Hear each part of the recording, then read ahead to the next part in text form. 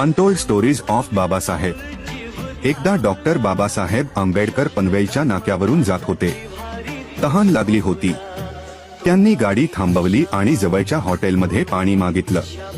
पण हॉटेलवाल्याने पाणी द्यायला नकार दिला, कारण ते दलित होते.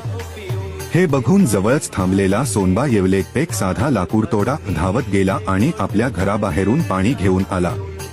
पण तोपर्यंत बाबासाहेब निघून गेले होते. पण सोनबा थांबला नाही.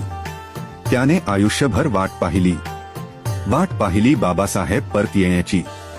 आणि शेवटच्या श्वासापर्यंत तो म्हणत राहिला, हे पाणी आणलं मी माठ भरूनी, हे घोटभर जा हो पिऊनी. हे गाणं केवळ एक भावगीत नाही, ही श्रद्धा आहे, ही निष्ठा आहे. आणि डॉक्टर बाबासाहेब आंबेडकरांच्या लढ्याला दिलेली खरी मानवंदना आहे.